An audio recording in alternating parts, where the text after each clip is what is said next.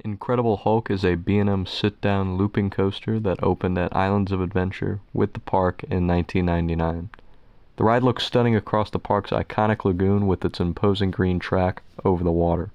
Hulk has a very loud on-ride soundtrack that plays throughout the duration of the ride, really pumping up riders as they go through the ride's main elements. As for those main elements, the ride features 7 inversions, has a height of 110 feet, speed of 67 miles per hour, and a track length of 3,700 feet. The ride also features a launch lift hill tunnel that propels riders into the rest of the layout at the beginning of the experience.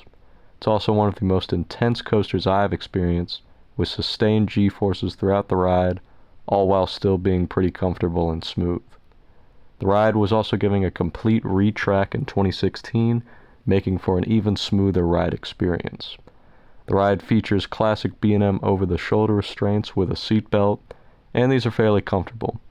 The ride also has some theming in the queue line and during the launch tunnel, but not much during the actual ride. Hulk is a crazy intense and iconic coaster at Universal, so let's look at the actual ride layout. The ride begins with a slow incline up the launch tunnel with very imposing music playing throughout the train to pump up riders. About halfway up, the ride launches forward to 40 miles per hour into the ride's first inversion, a zero-G roll.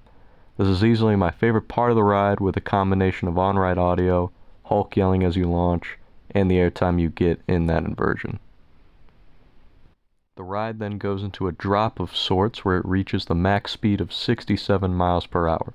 Hulk then propels into a Cobra roll, which is 2 inversions that really snap riders back and forth. The ride surges into another intense vertical loop, and then dips below the main bridge into a mist tunnel before popping back up into a helix.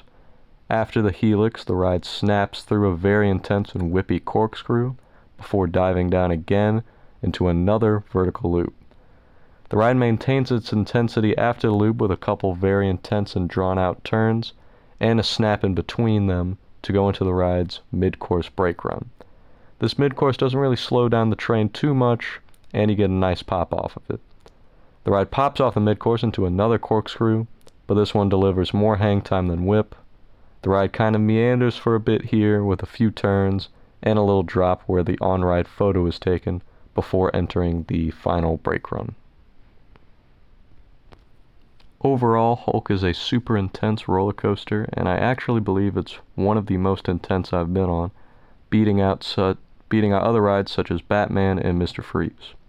But while I do really like Hulk, it's not quite good enough to be a top 15 ride for me, despite its intensity.